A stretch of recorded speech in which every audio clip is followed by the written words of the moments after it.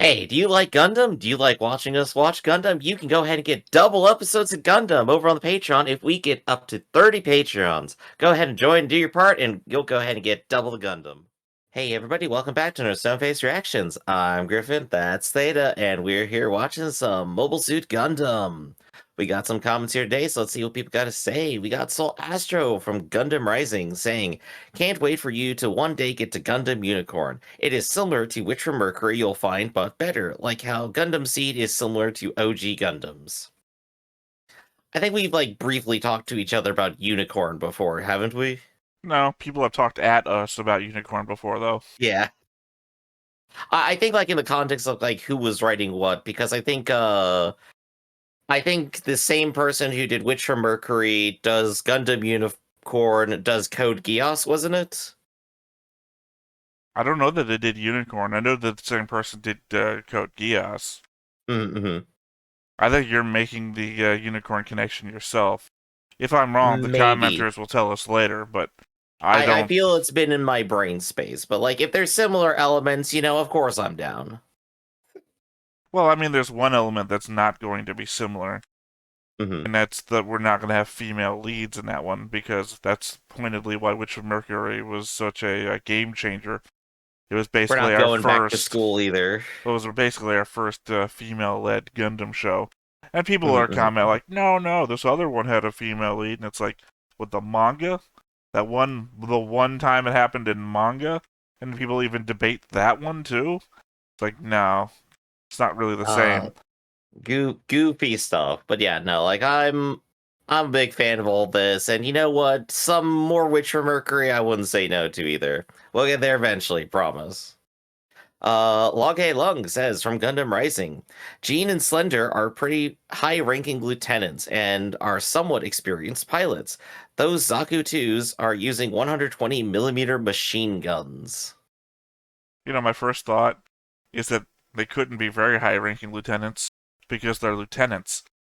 But then it occurs to me of the times we watch Legend of the Galactic Heroes, where it's like lieutenant, but they've also got this title in the government on top of Yeah. it. So it's like you have one rank, which is your official rank in the military, but here's your position, and your position can be a lot higher than other people's. So I guess you could be a high-ranking lieutenant. Right, you could still be more important. Whenever I come across that little thought, and I'm just I'm not sure what to call this person, I literally just default to commander. I think it's gonna be your quote for the day, Griff. You could always be more important.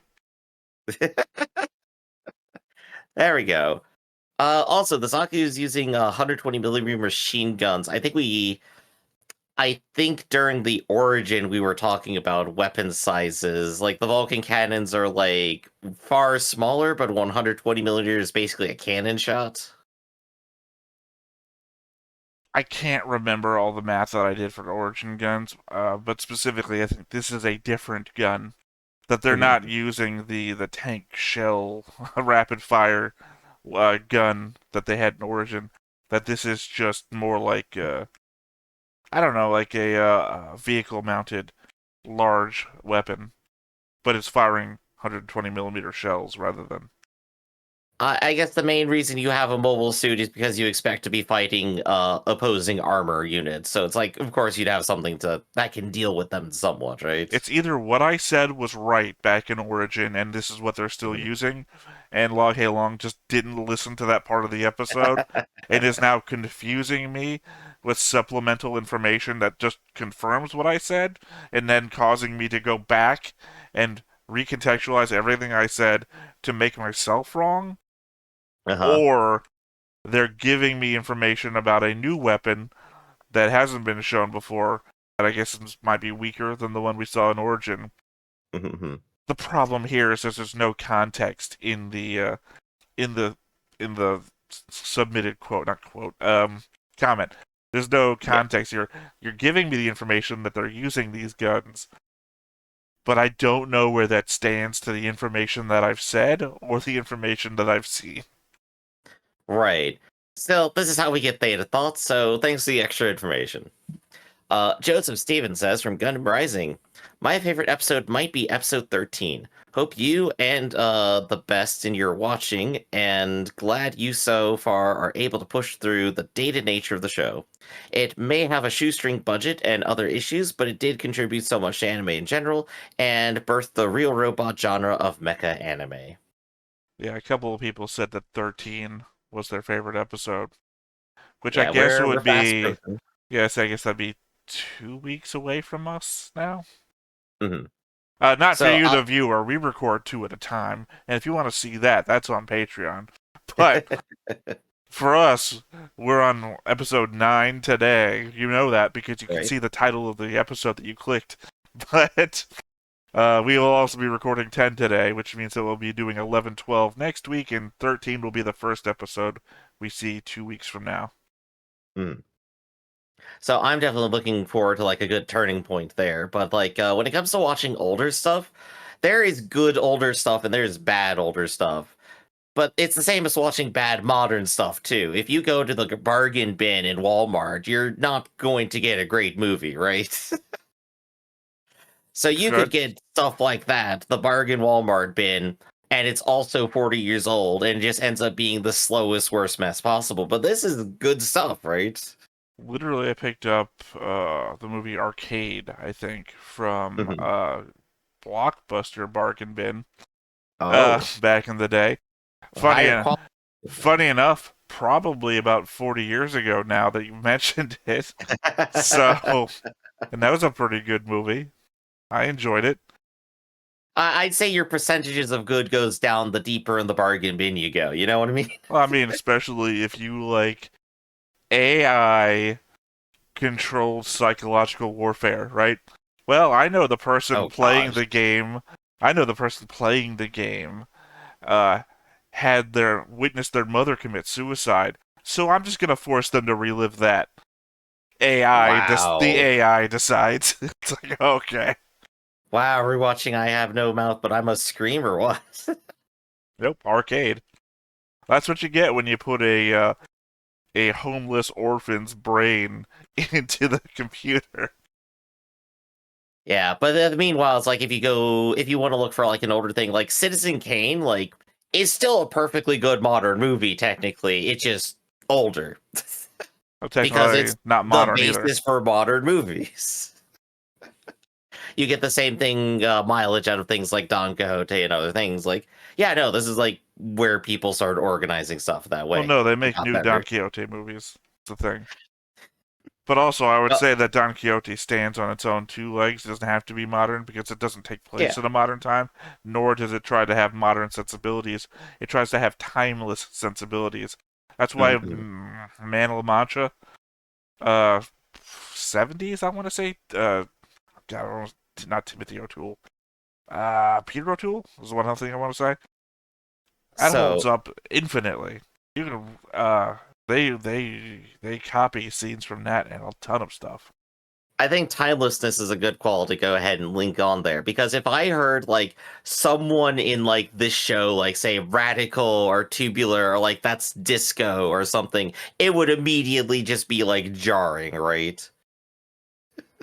It would immediately date the thing to a specific time period and a specific vibe and just completely lose track of what they're actually trying to get across. I'll be honest, I blanked out for a second because I was trying to think of any of the 1980s Teenage Mutant Ninja Turtles very specific turtle-based versions of those things. Like, Mhm. something about shells. I can't remember what it is. But if they said something like that in here, like they inspired the Teenage Mutant Ninja Turtles shell-based puns, I would be Mhm. like, I don't know. They have no reason to say that, and yet it inspired. The turtles are very much a product of their time, not timeless. And you go back to them because of the value of that. Well, on behalf of any Teenage Mutant Ninja Turtles fan out there, you're wrong. Because the Teenage Mutant Ninja Turtles are actually inspired by timeless themes from the comics, specifically. Mhm, mhm. The Okay. cartoon from the 80s is a product of its time. And The I figure that's turtles are not. most people's touchstone to it. But hey, everyone, down in the comments, go ahead and post whatever slang you think would be the most jarring to hear in Mobile Suit Gundam. So, more comments though. I think for my half, reckon would be the worst uncomfortable. Reckon. Really? You know, the southern slang. I reckon. Oh god. What character do you imagine in this show is going to pull out an I reckon? Not even the We've been people to Texas. not even the people in the Texas side said any southern euphemisms or slang. I'd have to go with crunk. If someone says like, yeah, that's crunkin', it's like it'd be like, no. Here's my problem with that, Griff. I 100 expect at one point there's going to be a character named Crunk, and someone's going to be say, "That's Crunk." Fair point, but it wouldn't be slang at least then.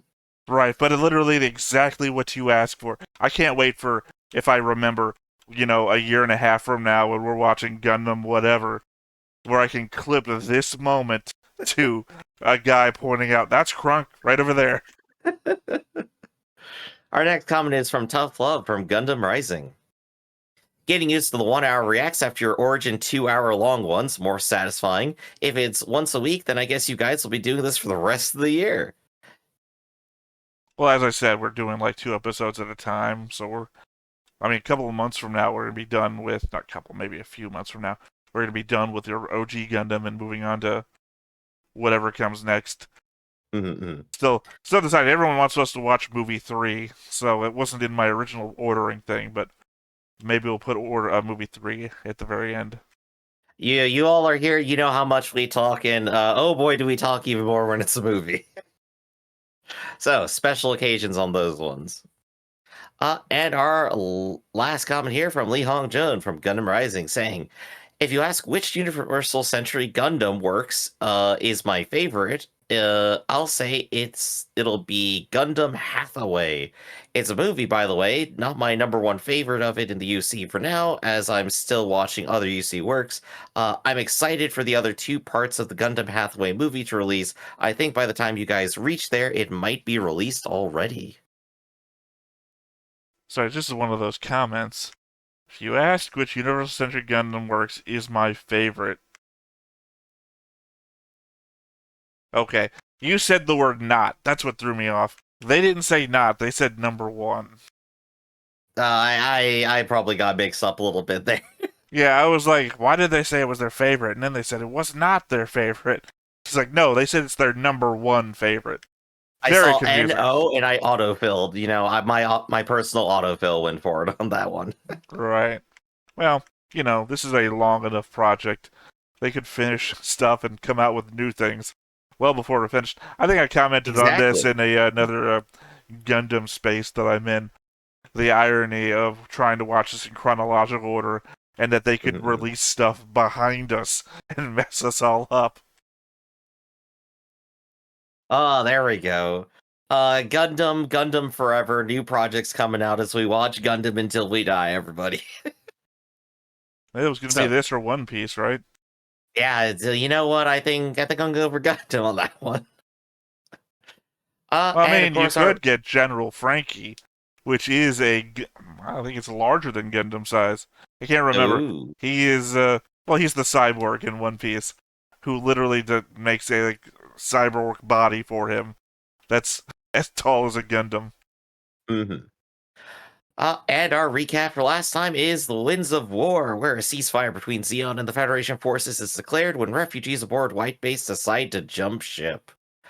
That's definitely a nice little summary of it, but quite a few things happened during that one, including like a full deception play to get the Gundam on the ground so it can go fight the ground forces properly. An entire moment where Amuro destroys a scout ship that was helping a young mother try to walk their kid to the village that they've been to before. And then, of course, the entire tragedy of finding out that entire village has been wiped from the map. That there's not even ruins left behind, it's just dirt. Oh, there are. You saw the ruins. Not where they were sitting and having camp in that scene in particular, I Well, think. they weren't having a camp. Literally, the supplies from the little ball thing fell out near them. And They camp enough. They were told that they could sleep in it. That's their camp. they weren't told they could sleep anywhere. What are you talking about? No, they totally did. No. Literally, Big John walks off and says, hey, you probably want to join your friends on the other side of the lake. He literally doesn't say, hey, sleep here. No one says They had anything. to go through the night first to get to that point. They did They not. did sleep there. They made a camp. They made a They fire. did not. Literally, the entire. There's no time jump happening last episode, Griff. It's literally land, let everyone out, and now let's have this long fight scene. I think if it's day in one scene, night in another scene, and day in the next one, I do think time has passed. You've never watched Black Lagoon, have you? Famously, the whole Roberta fight sequence in Black Lagoon happens when it's the sun's coming down, and people comment, the sun's rising at the end of the fight. How much ammo do these sons of bitches have? So, animation inconsistencies aside. It's not that it's inconsistency. I just think it happens for a long time. Right. I think our big note was last time was entirely the horrors of war as the B plot, and we really love that. I think that's going to be high on our mind as we move forward. It's not really horrors of war. I think the point was more so that there's good people on both sides. It's the point of that episode. I think that's a feature of it, but I think the context is still like, yeah, no, here's the context of like what happens to people after war and after actions. These things are terrible. Look at how they suffer. No, that's just been a theme going on. And I think that the concept that you're going for, the horrors of war, is more so a reveal at the end of the episode that you find out that the village is gone. But that's not the purpose of the episode. Literally, Big John and the single mom are the purpose of the episode, which is to point out, hey, not all these Xeon assholes are assholes. Speaking of, let's go over to the board real quick and see where Big John lands over here. So, taking a look at the nice big list of everybody here, where is Big John? The one that you can never find anybody on. Yeah, there he is. Found Big John right there. Guile? Yeah. Who the hell are you, man? He's an oddity. This is one of those situations where I had to go back and forth a bit. He's not shown in the episode, right? Yeah. But they literally call his name out, and they say, hey, fall back or whatever. I can't really recall what they tell him to do. They say his name, and when I go to the picture board of all the characters, he's there. So, clearly he doesn't die in the episode, but I have no idea where this picture's taken from, so he's mentioned early, then he shows up later, and then maybe he'll die later, too. No, he's never shown up. He's literally name only at this point. That he was at the battle, so technically he's been in the show, but as far as I know, we've never seen him. Right, but then of course we have he's connected to Bob's son, is connected all the way up the list to Karma, who is of course in charge of the entire action over there. That checks out overall, I think.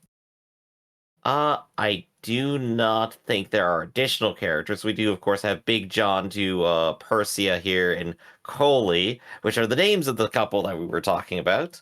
Yeah. And their tangential relation to all the old people who were on the ship. Let's see. I don't think we had any other new characters. We were basically just kind of playing around with all the old ones we still got, outside of the drama plot B characters, I think. I also like how you double-lined the relationships here. Well, that they are both family and allies. I don't know why you're laughing about that. I don't know. It's just funny to think, yes, my son, my ally. Have you not been paying attention? Go back up here to the Zabi family. I know. Remember how Cassilia killed Sasro? Yeah, they're related. These are the counter example where they are not allies whatsoever. Just because you're family doesn't mean you're allied.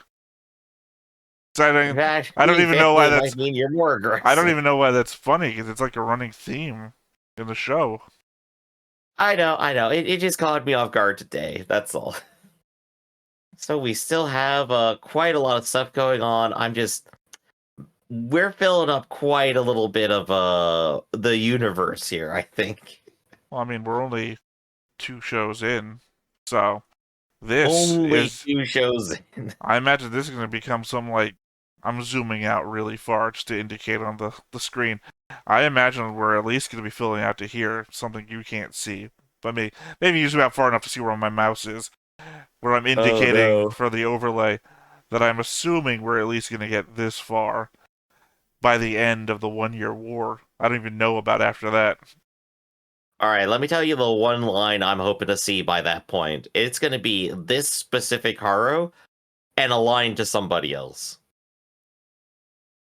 I'm waiting to see that happen. I want the Haro to like go out and make a brand new friend. Well, I mean, I assume it's probably going to be like Amuro and Sayla connect to somebody. Maybe the kids become something. Of course, we know that Dozel has a child, and like I said, they've got an image that's older, so they must show up later too. Yeah, in a different series too, I think. Well, yeah, that's what I'm saying. Most of this shit Yeah. takes place in the 1 year war. That's more than 1 year of growth. So Right. So just a ticking time bomb over there. What are we gonna get at the end of it? So I think that's it for the board. Let's go to our favorite segment of the show, Theta's thoughts. And Theta, go ahead and tell us what are your thoughts. well, I mean, it's at least maybe 7% of people's favorites according to analytics. But you know what? It's a major part of the show because, hey, if we didn't do it, how the hell would you know what we actually do know? It would just be This is how all. we get through our over analytics here. It would be negative comments all the way down about shit that we don't know if we don't say what we know. I always think it's crazy where shows that consistently have spaceships and whatnot in orbit around a planet can't keep track of stuff on its surface. Maybe I just assume that due to it being the future, that they would be able to do better than we can now.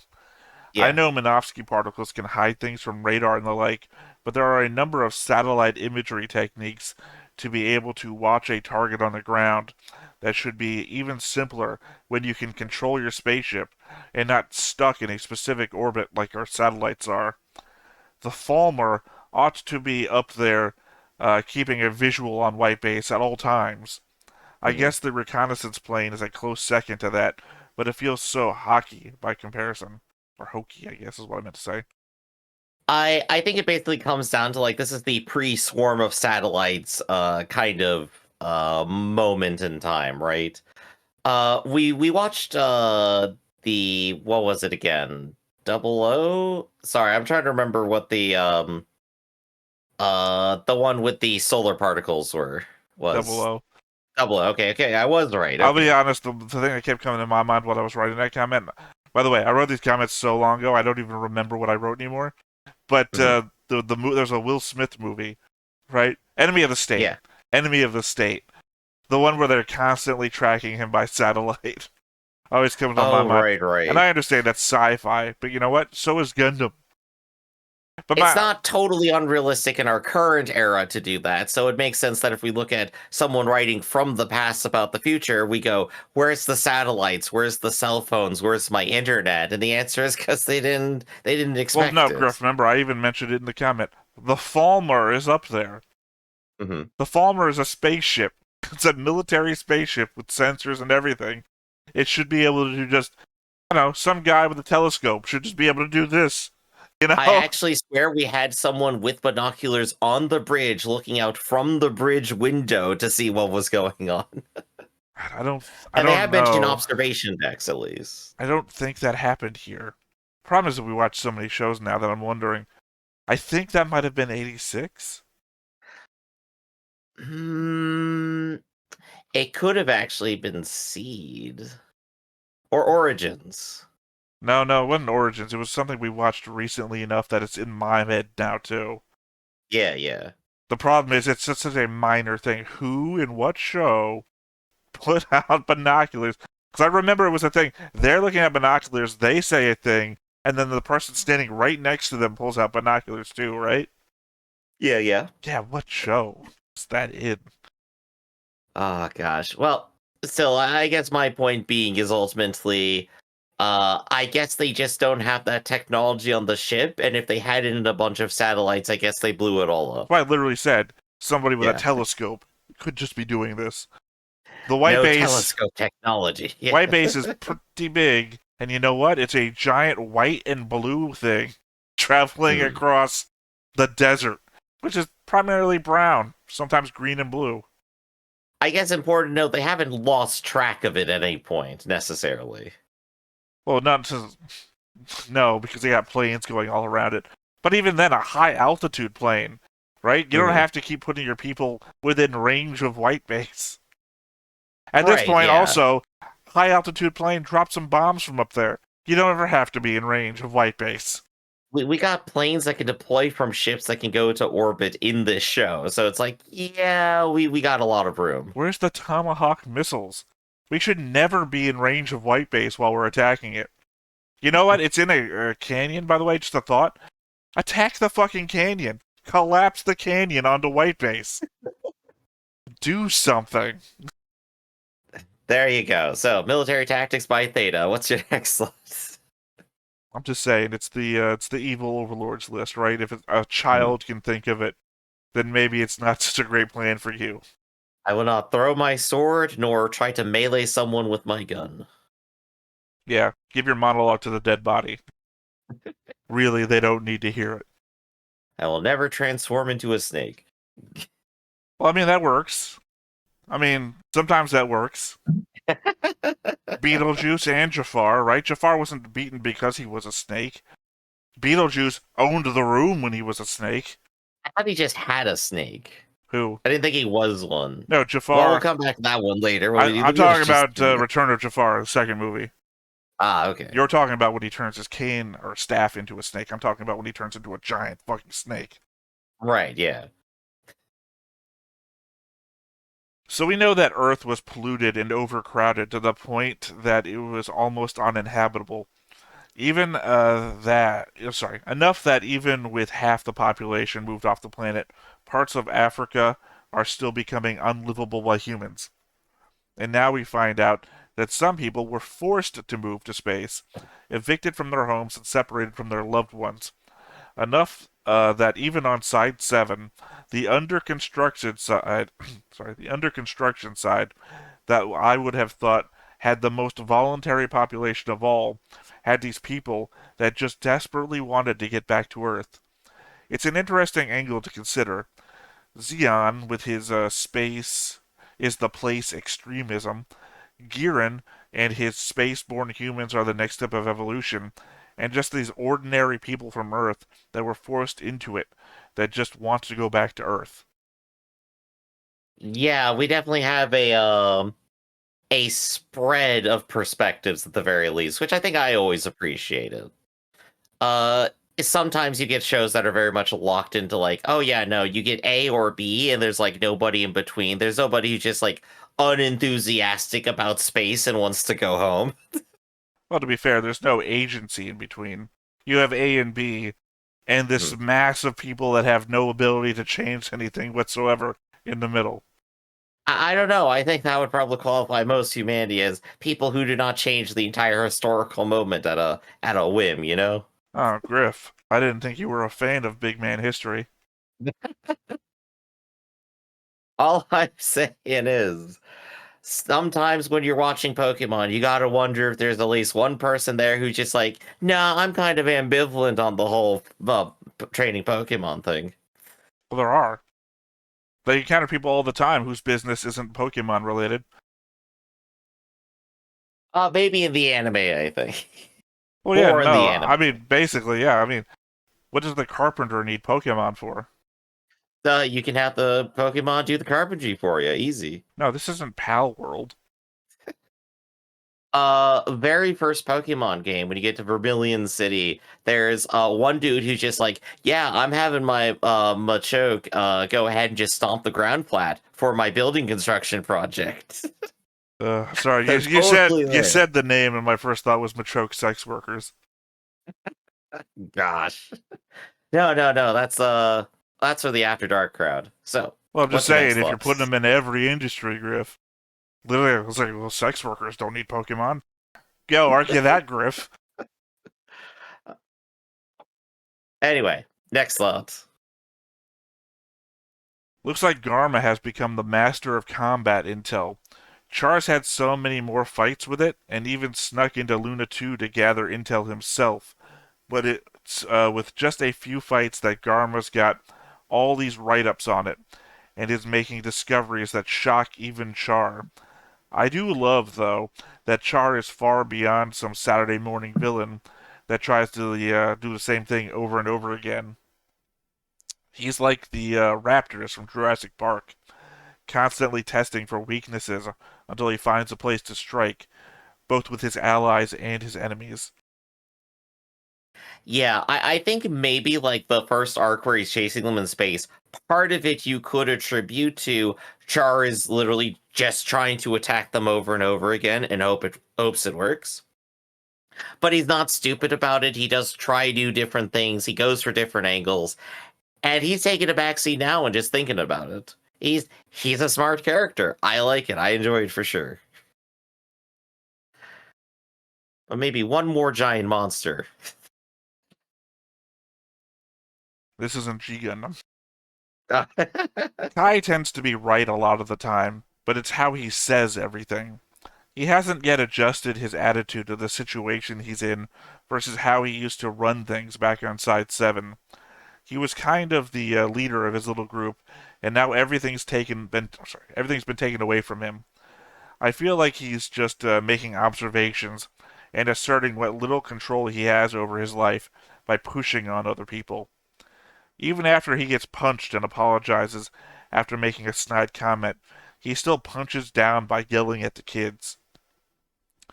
The real world experience of being in a fight versus sitting on the sidelines commenting about it has also scared the shit out of him, which I gotta believe is going to be a major turning point. I wouldn't be surprised if he has an emotional breakdown at some point too, and I think all this slapping and punching is just going to rush him towards it. I mean, unless he just slowly changes over time as a result of it, just feels more like a more likely response would be to explode while explaining himself and why he is the way he is.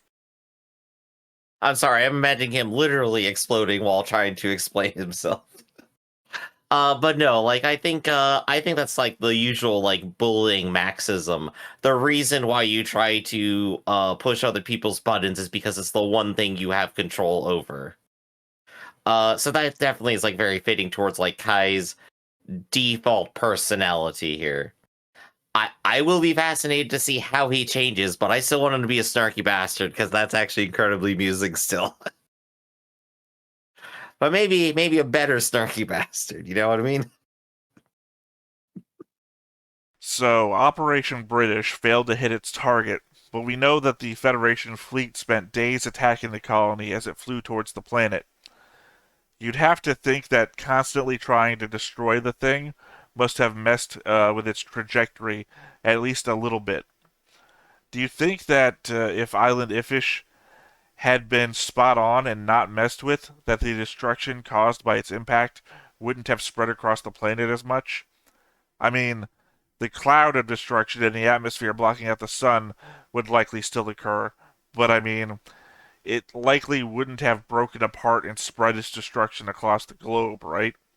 I was just thinking that the crater that used to be St. Agnes, or sorry, Angie's, St. Mhm. Angie's, must have been the result of that, being that we know the debris fell across North America.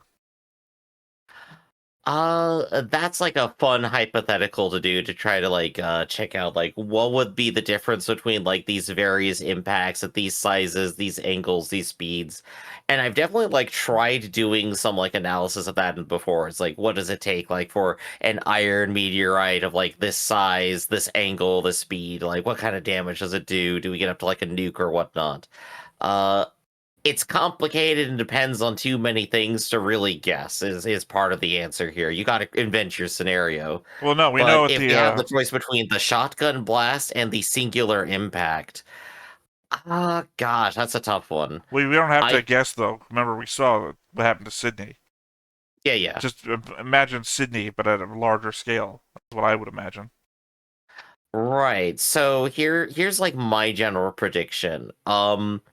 So like I think it was the 1700s, a volcano erupted and enough dust went into the atmosphere to lower the Earth's temperatures for basically a decade. And that caused massive crop failures across the Earth. You could basically probably get that with a single larger one more effectively and for longer, I think. So I don't think it might be more localized in terms of absolute destruction, but in terms of the long tail of it, it might be worse. Well, That's my prediction. two things there. One, I think you're taking the wrong avenue on this. Yeah. The thing I typically argue against with the people that do take real life physics and apply it to anime and shit Yeah. is the fact that the anime appears to have its own, universal constants and whatnot, right? That Yeah. real world math doesn't apply because you say, well, if this had happened for real, the cloud would have been this large and it would have been lasted for this long. And our point of view is, well, in the anime it didn't. So it's not that they got the anime wrong. The anime world clearly has different rules than the real world then. Right, but here, like when we're doing a fun hypothetical where we're just wondering what would be worse, the shotgun blast or the one big one, we gotta fall back on something. And honestly, we have more knowledge of physics than we do about anime expectations, right? Well, no, I'm just saying that when you use that, you don't. When you make these examples or you make these imagined scenarios, you have to take in the facts that you know. And Mhm. more often not, we supersede the facts that we know from the anime with facts that we know from the real world. And I'm saying that Yeah. you have to supersede the facts from the anime where they overlap the real world versus putting the real world on top. For the example, we know that if this large impact hit the Earth, we'd be living under dark skies for probably our entire lives. Like, there would be no chance the sun would come back in our lifetime. In the show, it's been 8 months and they can see the sun just fine. There's blue skies in North America. So, obviously, the Does rules anyone are ever give a different. temperature reading? Do we have statistics for that? Well, no, So, they yeah. remember they said a lot of people died due to starvation and everything. So clearly, there were dark skies for a long time. The plants died off, people starved, whatnot. But the point is, clearly, remember they were flying through blue skies and white clouds last fight that we saw. So, But Theta, have you considered how many tons of TNT it would take to destroy Sydney, Australia? well, see, that's a difference. That's the far extreme of the hyper realistic compare everything Well, I mean, mentality right that's there. the difference though, is that we can still apply that because we can Mhm. see the crater where Sydney used to be, and you could probably like do a whole measurement on the size of the Earth in the image of the opening shot and see if Mhm. there's a similar size version of that where we can then calculate the diameter of the crater where Sydney used to be, and then how much explosive would be required to create said crater. My point was more so if they didn't dislodge the trajectory of the thing and it hit one spot, Yeah. would all of these other places be safe? I didn't mean to I break this down think into a death battle. Yeah, I think to go ahead and like reverse from the death battle perspective, I already say for like from the narrative perspective, the two stories I'm writing are either A, the shotgun is everyone is deeply affected and now is like in a trying to get out of their crater kind of mentality. The second one, where there's a single large impact, is everyone is more or less okay, but things are getting worse and they are in disaster management mode. Those are different story feels at the very least, I think. Well, I think also my comment was more so to indicate I don't know use the word blame, but Xeon targets one thing. Yeah. By your actions, your well-intended actions of trying to save people by destroying the thing or knocking it off, you may have caused more damage. Would they have not been better off to let Mhm. it hit its target? lose everything there, but then not kill everybody across the globe. I'm not sure the Federation even managed to do anything in particular, if I recall. I think it was just on entry, it just started breaking up. So that was more of a failure of Xeon, I No, guess. actually, if you remember, I think in episode 6 of The Origin, we can see that they did a lot of damage to it, and parts of it were broken up, and they didn't stop its momentum. They say they hit it for 7 days with their entire fleet, right? And you can see it's broken up, and they do certainly knock it off course. That's why it hits in a different spot, because they've just been knocking it around. Yeah. I guess I will say it is definitely funny from my perspective here. Just going back to that thought, the Federation spends 3 days and can't even really break it up into more than like a couple of pieces, which only seemingly makes things worse. Versus like even like as soon as mobile as Gundam Wing here, a single Gundam could just tear it completely apart and leave nothing but dust. It's funny to see that power scaling happen over time, but Well, that's a different thought entirely. that doesn't apply because those are two different universes. Oh, I know, but it's still funny to think about in terms of how things have escalated I mean, in terms of what we get. we've applied this logic before to Seed. I think when we mentioned how durable universal centric sides are versus how Yeah, destructible they are in Seed, and how they seem hmm to be designed for like immediate evacuations in Seed versus a universal century. They've got like bunkers inside of their sides. yeah. So, what else you got? I had another thought there for a second. I can't remember what it was. Um, I for sure think we nailed the location of last episode, though. Great Canyon is obviously the Grand Canyon. Mid Lake would be Mead Lake or Lake Mead, hmm which means that they must have been moving southeast from wherever they came down in California, which makes sense if they're heading towards Venezuela. Yeah, I think I'm in agreement there. We are moving across the border probably this episode. No, I think that's even the next time that they gave us. Zaku pilots still aren't ejecting, but at least one has had the sense of mind to see the Gundam, drop his gun, and just try to make a run for it. Unfortunately, Amuro isn't a live and let live kind of pilot, and chased his ass down and killed him anyways. I guess if you show up for a fight, just expect to die if Amuro takes the field. He's got that bloodthirst in him. He's battle raging. Yeah, Amuro has not quite conditioned himself to think, what do I do when an enemy combatant surrenders, right? Well, he didn't difference between surrendering and retreating. Right. Well, yeah, I guess that's still a thought that he should probably have in mind. What do you do when they're retreating as well? Kill him. He's had that thought because he does it. That's okay. No, he has one thought and he applies it to everything. More murder. Well, I think that's also a war crime, isn't it? It might be. I'm sketchier on that one because I hear it less. I think specifically when he drops his gun and then attempts to flee. The dropping the gun part means he's an unarmed, no longer a combatant. Mm-hmm. But then again, I don't know. I'm pretty sure it's a war crime, though. I think I've looked that up before when we were playing our tabletop games, and specifically, I wanted to know what honor really was amongst actual war combatants, and then it Mm-hmm. turns out to be just illegal legalese. Yep. When Amuro seemed unconcerned that Fra had been taken hostage by the refugees, you had laughed. But I mean, I know it means nothing because you fucking laugh at him. Yeah. That he didn't care about her. I think this is just another extension of his exhaustion and PTSD showing. He Mm-hmm. says himself that there are so many other people in the room that he is doing what he can do. He's being run ragged, having to constantly combat the threats from outside White Base. Can you imagine how messed up he'd get if he was responsible for solving the disputes inside of it too? It's not that he doesn't care, he's just having to draw a line in the sand before he works himself to death. yeah, Amuro, why don't you fight off an entire army, come home and do a complete negotiation with all these civilians?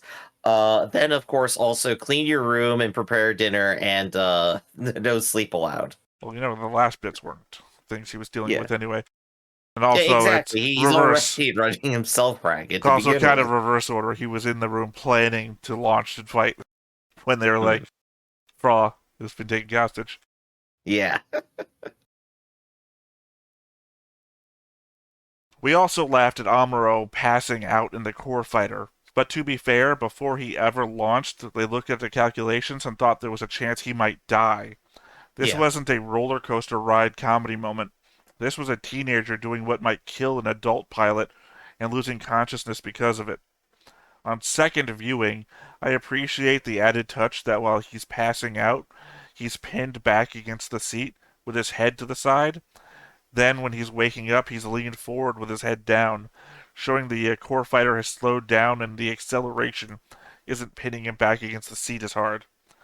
The only small irony here is that this is probably the closest Amuro has gotten to being like Char so far, and he couldn't handle it. Yeah, no, that's actually a funny and great comparison because like we got our like origin scene of Char literally pinning himself back with G forces as he tries to accelerate as fast as possible, and he's just down for it.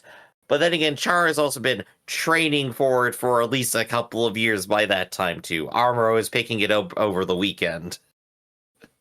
So the fact Armoro does not succeed, passes out at those forces, and barely takes control of his fighter, i.e., when he is running the stick every direction, is basically expected. He's operating as a normal person right there.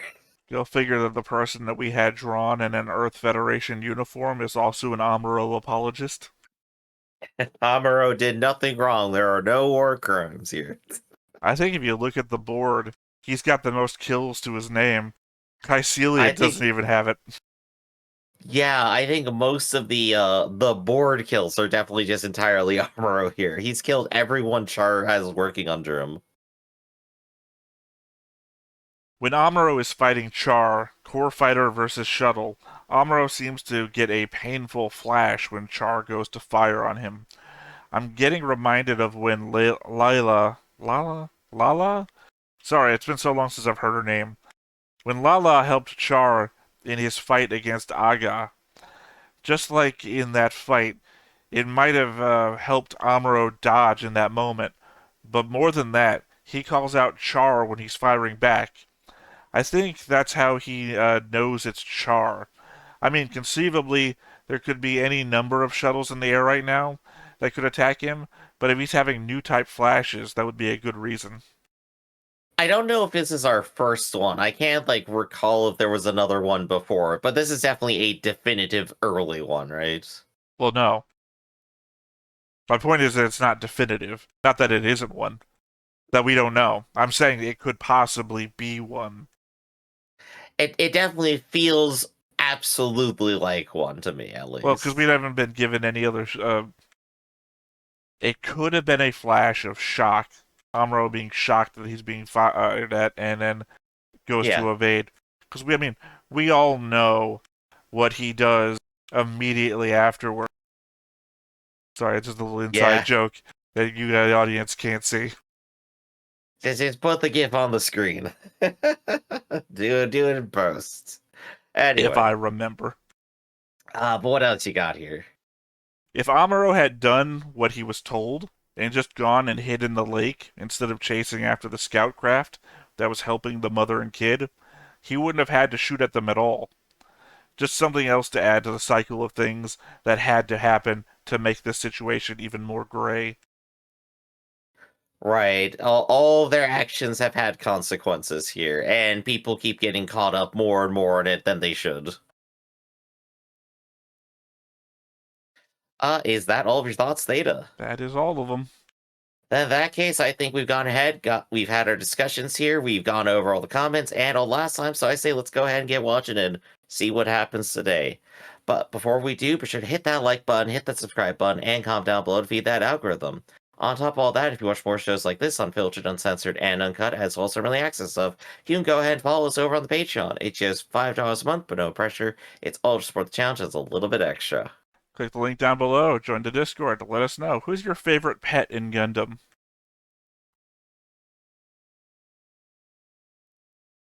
Does give me a little bit of reminding of the G Gundam opening.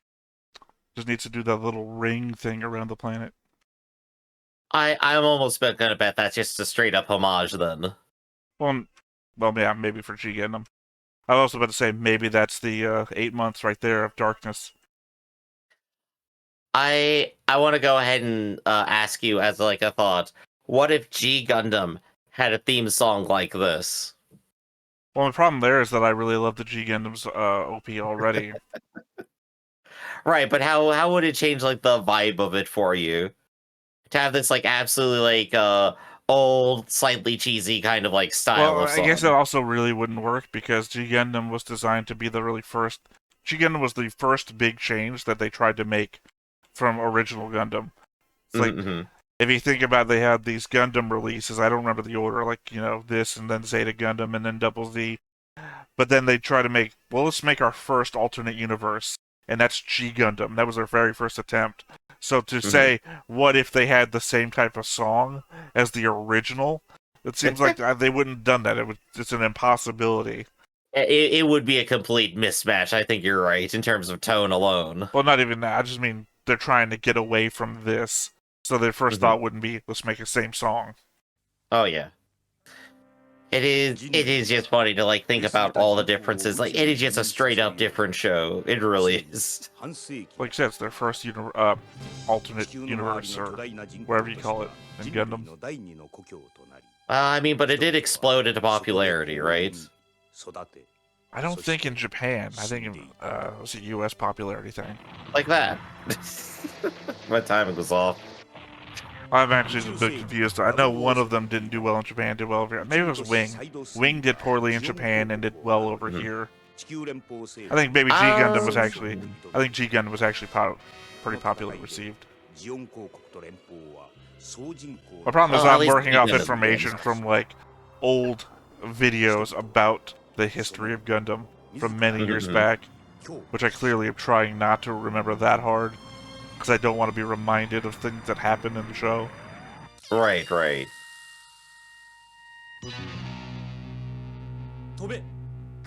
Ah, yes, the aerial combat section. And the local dogs.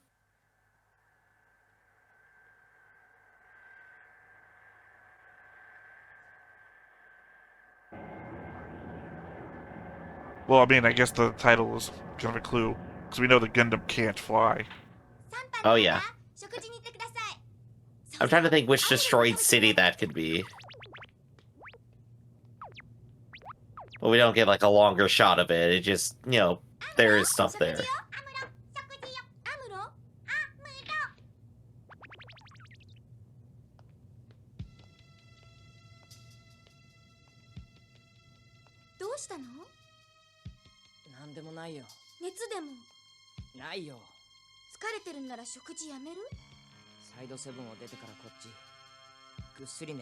Take something. Well, if you keep your leg up like that, you'll never fall asleep, man.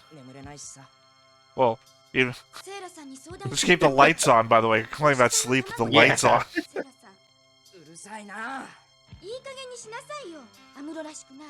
The 80s, trying to figure out how depression works, everybody.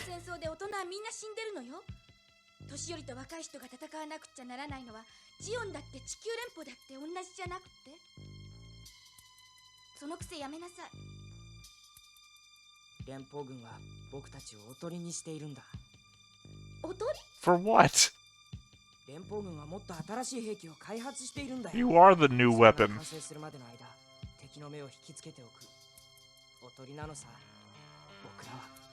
This is a thing you've come up with all on your own. This is definitely overthinking, though, for sure. I agree on that.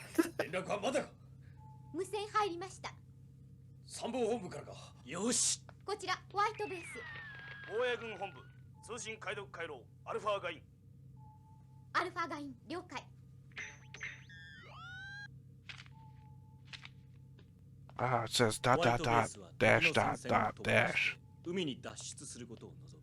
それだけです。助けにも来てくれないのか。Nope, you gotta do it all yourself. 参謀本部と。無理です。ジオンの勢力圏内では暗号通信だって危険すぎます。And I don't even work for the military.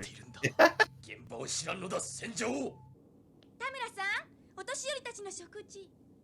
だってよ、何の証拠も俺たちにはつかめねえだろうに。言いがかりだよ。俺ばかりうまいものを食べてる暇あるわけないだろう。それにしちゃお前の顔色が良すぎんだよ。Oh, you come just on, be an man. asshole now. いや本当のことを言うぜ。なぜアムロとリュウだけ俺たちの食事より量が多いんだよ。ブライトさんの命令だ。二人を正義のパイロット並みに扱えってな。俺たちだって戦って Because they are the regular pilots now. カロリーは作業量によって決められてんです。ここで言い争わないで解散。 Now, were those tomatoes for throwing or for eating? まさか。By the way they're holding them and the way they're taking them out of the kitchen, I think they're throwing them. いいものあげる。はい。頑張ってね。キッカ I stole it for you.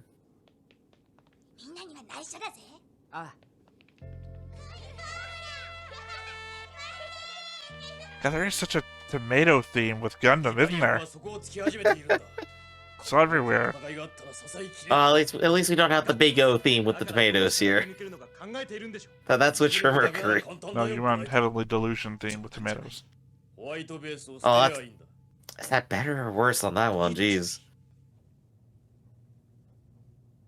さっきはごめん。いいのよ。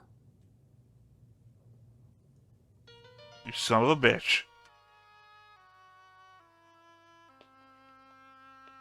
He also stole like one nibble. Like, oh, okay, I get it, but like, 一緒に食べよう。いいんですか。すみませんね。アムロ、ちゃんと食べなければダメよ。だったらこんなところで食べさせるな。 Look, man, it starts with one nibble. And then when we go on rations, what are you gonna do? I'm gonna take more. 今日までの我々の戦いは無意味ではなかったはずだ。一人一人戦い抜いていけるという自信はつけたよ。ブライト、館内の破損箇所の応急修理は終わった。ハヤトとセーラは機銃の手入れに回っている。あ、パトロールを出しましょう。アムロ、パトロールに出動することを命ずる。 Eat the tomato, man. he is the tomato. 何をしている？急げ。 Still here. アムロ、急げ。 パトロールしてわざわざこっち Eating sadly on camera on a call. そうでなくたって僕は Also, 戦わされてんだ。 the insane position of the camera, by the way. Because when he's asleep, the camera's right there looking at him. もうアムロを当てにしすぎる。俺とハヤトでパトロールに出よう。 You'd expect it to be like near the door or something. I guess it's all like filters back into our conversation earlier of he is being run ragged and is not appreciating it. 操縦はコンピューターに任せろ。はい、そのつもりです。 Oh, Hayato. よし。 I think Hayato is going to be our Tom Paris of this show. セットするんだ。了解。 But who's gonna be our Maverick? Ryu. He's already our Maverick.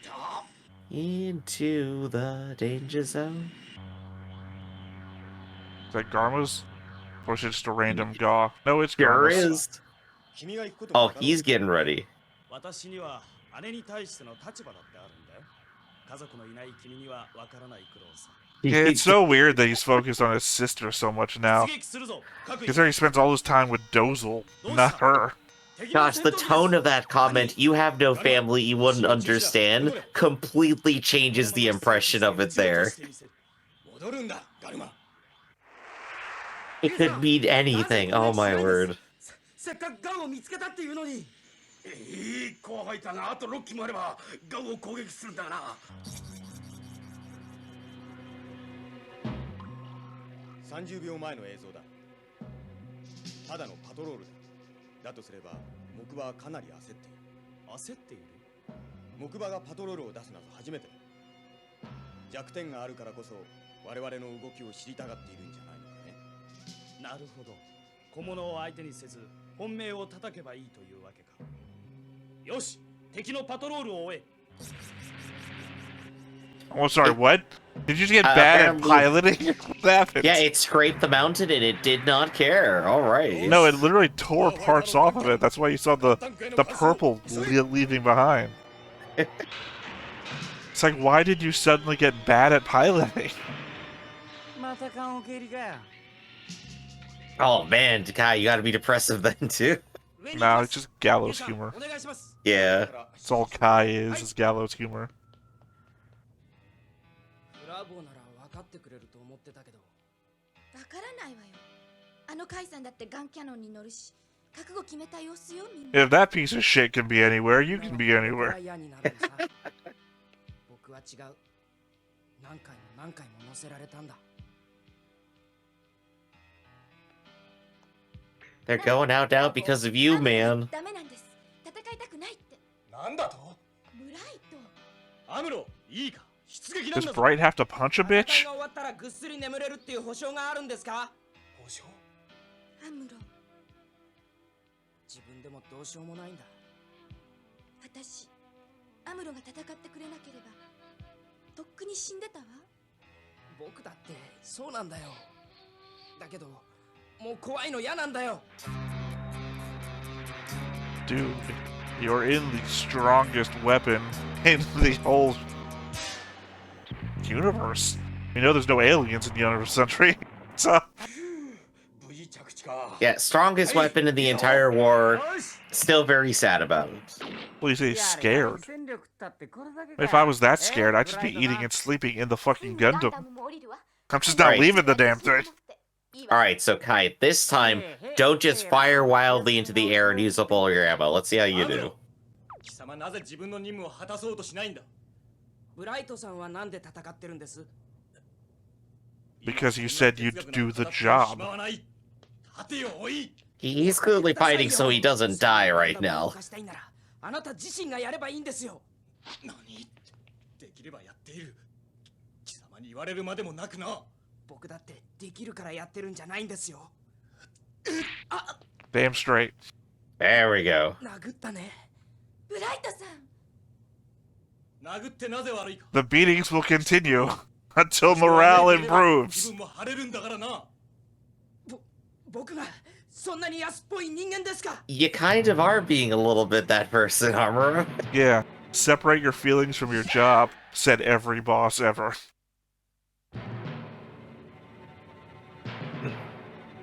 I mean, I feel like it's deserved. Bright throws punches that are deserved.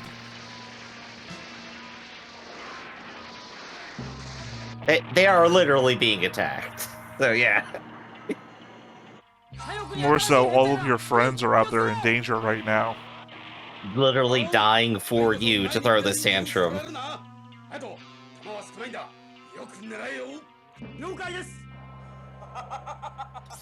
さあ聞こえるか木馬がなぜ焦っているか分かったぞおおそれは幸いだななぜだ教えてくれモビルスーツだ陸戦タイプのは2機出ているが例のやつが出ていないおそらく出られんのだよ手を出すなよ Oh, they have no idea. I love it. 見事仕留めてみせる見せてもらうよ君の攻撃 Yeah, because logically, why wouldn't it be out there, right? You can't Yeah, they account just for, assume they're professionals. 当たった you can't account for the stupidity of Amuro right now. ガンキャノン、ガンタンク。敵はホワイトベースの左に攻撃を集中。援護してください。あれか。よっこいつら。 To be fair, you were zeroing in on none of them.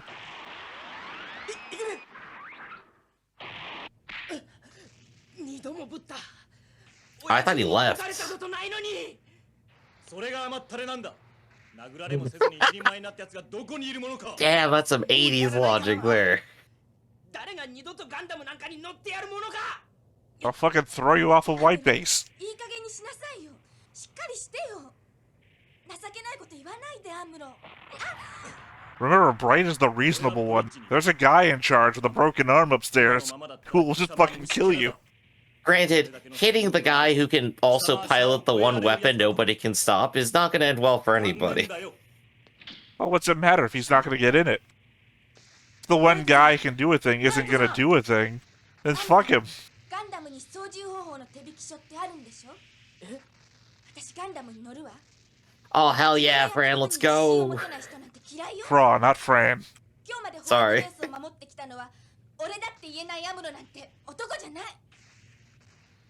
Fuck yeah. フラウボーガンダムの操縦は君には無理だよ Because you're a woman. Amuro, you son of a Please bitch. do not say that. 僕は男なんだな See? I knew where Amuro was going. He's a fucking idiot. It just took one more of his friends to decide to sacrifice themselves for It's him to do literally that. right up there with his... Get Sayla to pilot the gun tank. I can't ask Sayla what to do. She's a woman. Gosh, たった一機 but I do love the way Bravo just like immediately was just like, no, alright, if you're not doing it, I gotta do this. Good stepping up. I love that guy's name is Baby. Yeah. But, yeah, no, I mean, Fra is just as strong as Sayla. Just because we saw her break down and cry, I think it was an entirely reasonable scene that she did it in. And we've seen Sayla cry 1,000 times too. People having emotions is not wrong, especially also Amuro having emotions and like pouting is also not necessarily wrong. But we do love making fun of him. What did he just do? I think he just unplugged something. No, but he plugged it back in too. Maybe it's a USB, you know, you gotta turn it a It few looked like it times. was leaking something.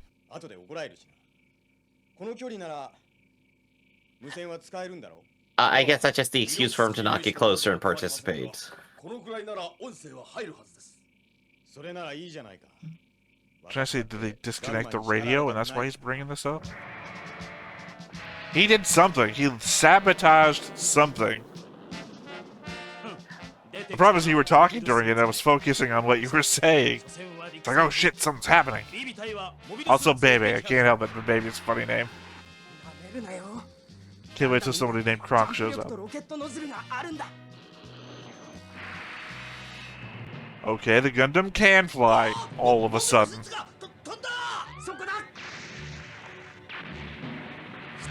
Oh, I love the reloading animation. That was good.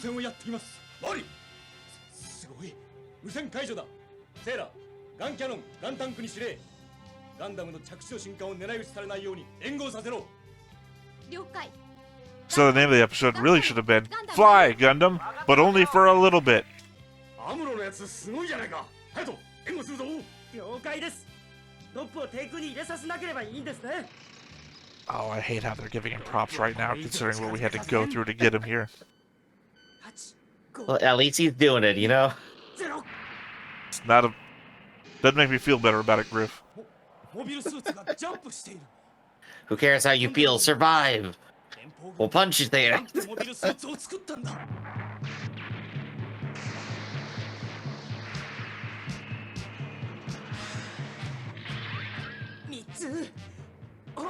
Same way that Ryu got taken out in Origin.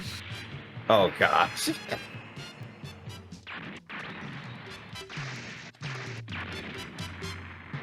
ブライトさん、アムロがあんな戦い方をしている。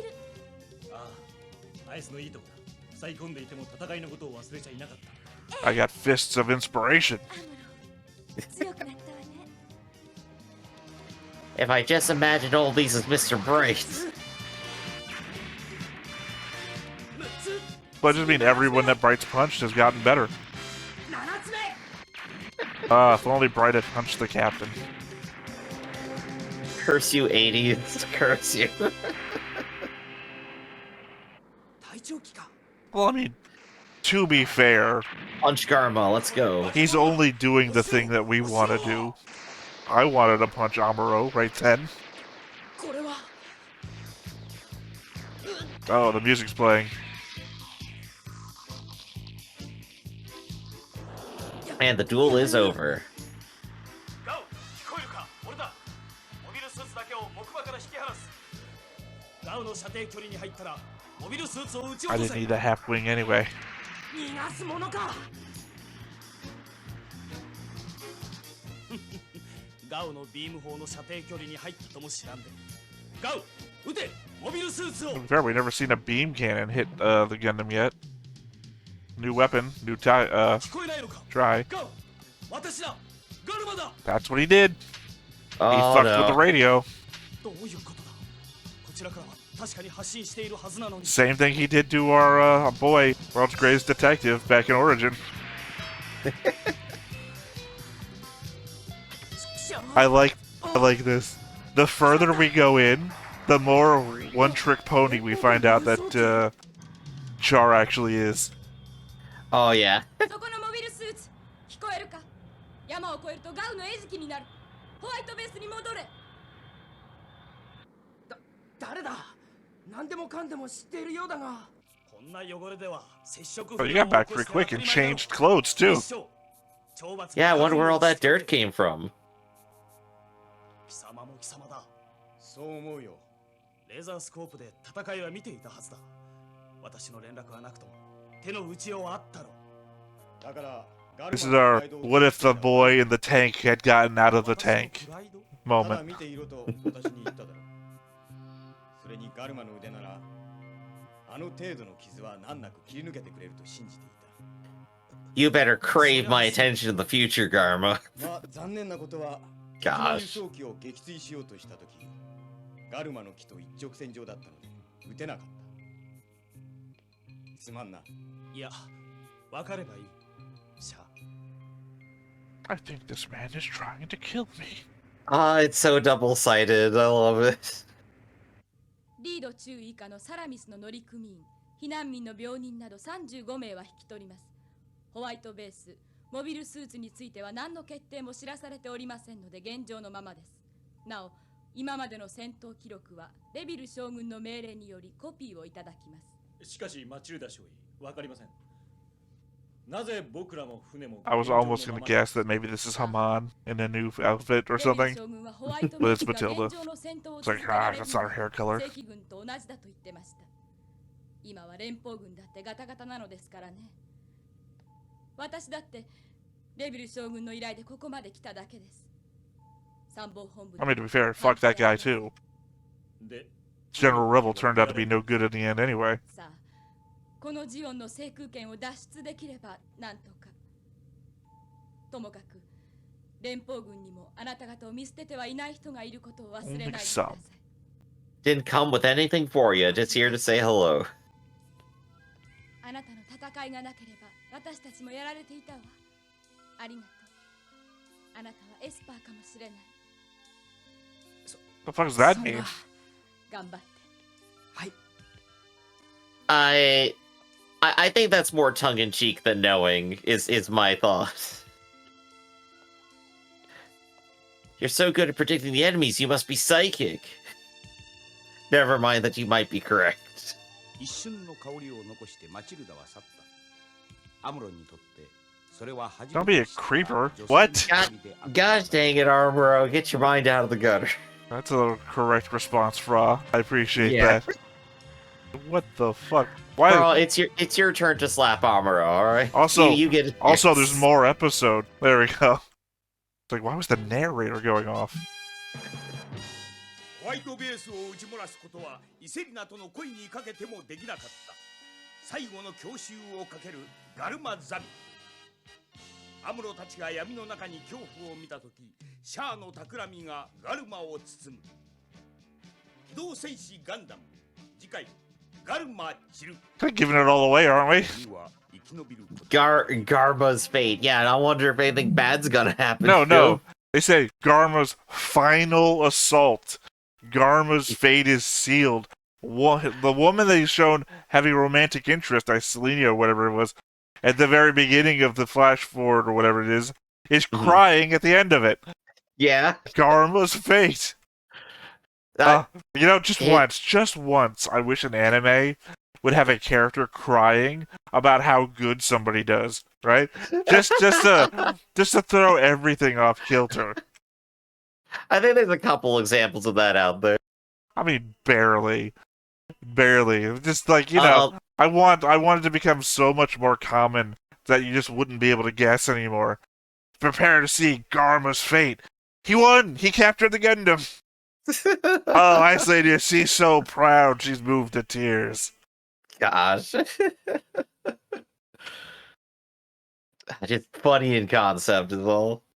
I'm just saying, it All spells right. it out so hard that you just know what's happening. Yeah, so next time Garma dies. He's dead. He's gone. Definitely never coming back for any reason. Definitely not at all. Definitely not showing up later for a very important thing he's supposed to do. I mean, the only alternative, right, would be that he crashes or something, and then Uh-huh. shows up later as a mysterious hooded stranger. Or, Oh. someone you see in the background does a this maneuver underneath a hood or something. Yeah. Messes with their hair. It's like, wait a second. Garma has a Mr. There's Bushido only arc. one guy in this world that I know who does a right hand to cross face maneuver. I'm just imagining the preposterousness of like Garma putting on a face mask, rejoining Zeon, and saying it's like, "No, I'm not Garma. I'm just a guy who really likes masks and Japanese swords and stuff. Don't mind me, Who's that guy wearing that tuxedo over there? I don't know. He's wearing a Mr. mask. Tuxedo." Mr. Tuxedo Mask. Oh gosh, no, I don't think that's where we're gonna go here, but I love the image of it of goofy little Garma going off to do that. Little Garma. He's about the same size as Char. Well, a little bit smaller. I don't know why you call him Little Garma. He's not a child, Griff. Not I anymore. I can't take Garma fully seriously because I know what he's like in the origins. That's part of it there. And even now, like he's still getting bullied by Char, which is also funny. He's not getting bullied by Char. Char is actively trying to kill him, it seems. It's like bullying, except more fatal. No, I don't think. I don't think when you cut the brakes on someone's car, they bring you into court on account of bullying. I bring you in on being mischievous and a silly fellow. But gosh, no, I think the thing that is the silliest is just, the amount that, of course, an older anime is going to be like smacking characters around, and Amuro is literally just the punching bag. I'm here for it. I appreciate it. You don't get that anymore. There you go. You're getting your nostalgia in. It's like you're used to this. So here I'm just like, I mean, maybe I don't even know what you mean by nostalgia. Why would I be nostalgic about that? I don't know. But I'm still here, like in the year 2024, going. It's like, man, we really moved on from doing this. Oh man, it is awkward seeing them do it. Well, remember, Bright's not that much older than Amuro. I guess that's true. It is a little bit more peer to peer, like, hey, get off your ass and do something. But well, it's also a matter of, hey, all of our lives depend on this. Mm-hmm. And you're being a little shit. And sometimes actions speak louder than words. No, okay, the more negative thing is Armo's continual obsession with all the girls around him. I get he's a teenager. I get he's trying to understand his feelings about this. But he only acts once Frau Bo decides, like, no, I'm gonna go out. He's already dealt with Sayla before. And then, of course, once Matilda comes on, he's just like, oh yeah, the scent of a woman. He's so teenager. He's absolutely maximum teenager. He grew up in a colony of 30,000 people. There's been women around him. He hasn't apparently paid attention to one of them. I mean, apparently he's just hit puberty in the week that we've been on White Base. Just make it even more stressful on him. Congratulations. Everyone you know is dead. Your father is gone, and he also built weapons that will ruin your life. You're piloting it now. All of your friends are going to die if you don't, and you're hitting puberty. Can it get worse for Amuro? Well, I mean, thankfully, it's not the point where they're going to make his voice actor start cracking voice. No, I feel like that would be perfectly on point. I'd be down with that. At least then everything makes more sense. So, I think that's enough picking on Amuro at the very least. Is there anything else that we want to go over here in terms of details? They're being left on White Base, and they're just like, yeah, no, you got everything you need. No resupply, no more people. Yeah, they took everyone that was left, apparently. I guess, Mhm. I don't know. I don't see the kids leave. You think the kids actually left, or are they still with us? I want to bet the kids decide to stay with them or something. So we have like an abundance of mascot characters, I feel like. And I feel like the kids are among those. Like, Haru was obviously a mascot, but the kids Yeah. are always running around like they're mascots too. I don't assume we're just gonna Yeah. dump half of our mascots. Right, we got to leave at least a couple of them on board. So my assumption is, of course, still there. So I guess next time we're going to see more Punch Happy Bright and Karma dies. So I think on that's where we're going to go ahead and end off today. This has been Stone Face Reactions, everybody. I'm Griffin. That's Theta, and we'll catch you next time. See you around. Hey everybody, thanks for watching another Stone-Faced Reactions. If you have an idea of another video we could go ahead and watch, go ahead and put it in the comments down below and we'll add it to the wheel. Be sure to like, comment, and subscribe, and let us know what you thought about this video and what parts you liked. And until then, we'll see you next time. Is this too goofy?